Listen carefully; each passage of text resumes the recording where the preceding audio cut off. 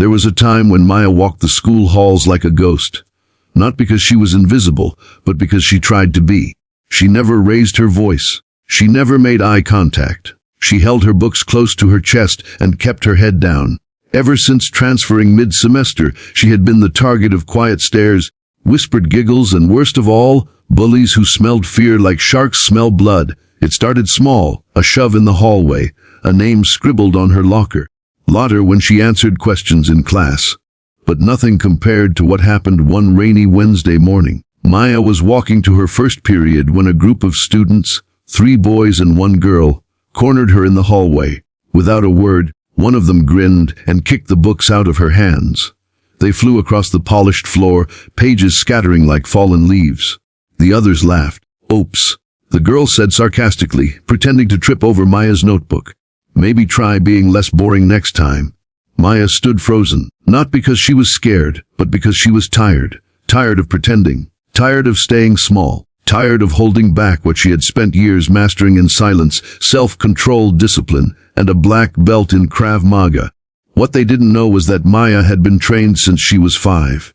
Her father was a military self-defense instructor. Her mother was a retired martial arts competitor. Fighting was in her blood, but only as a last resort. She believed in peace, until they ripped that peace out of her hands and scattered it across the floor.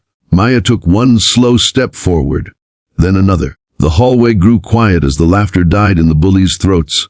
Something in her eyes had shifted, like a calm before a hurricane.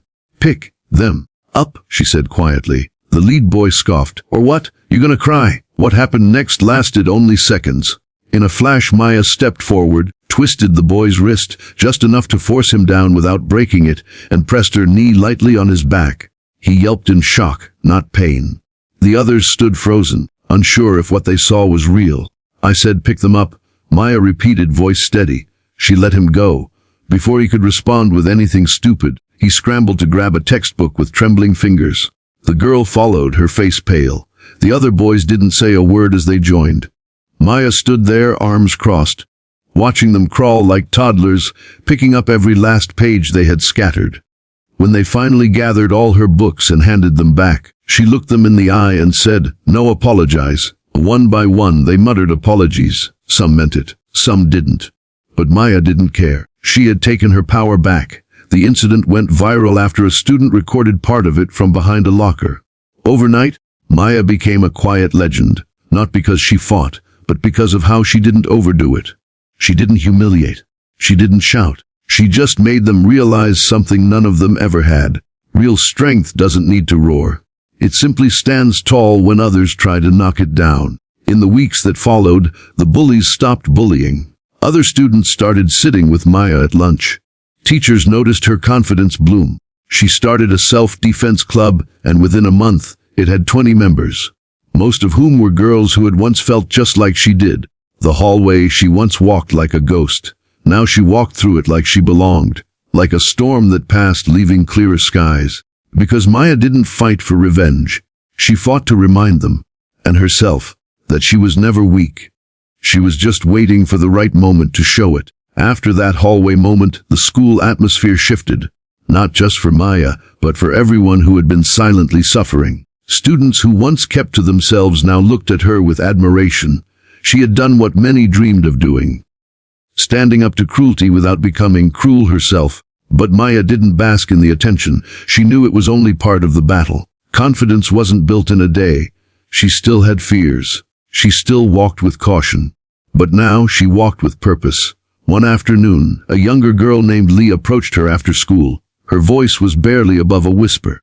"I saw what you did with the bullies," she said, clutching her backpack tightly. "Can you teach me?" Maya looked at her, saw the same fear in Leah's eyes she used to see in the mirror. She nodded. Of course. That was how Maya's self-defense club truly began. Not as a place to learn how to fight, but as a space to learn how not to be afraid. Soon, the club was filled with students of all backgrounds. Shy kids, anxious kids, bullied kids, even students who had once been bullies themselves, now seeking change. Maya taught them discipline, respect, and awareness.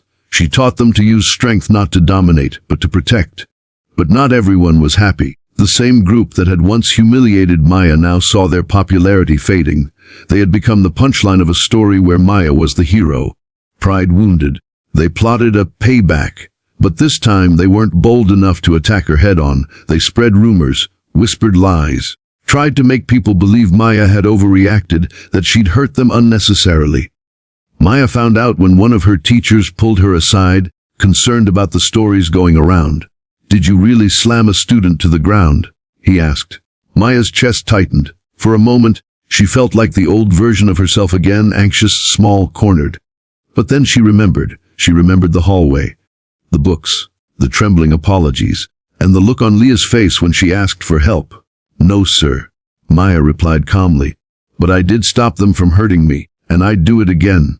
The teacher didn't say anything at first. Then he nodded slowly.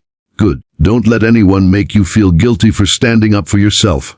That moment gave Maya even more clarity. Standing up wasn't a one-time event. It was a journey.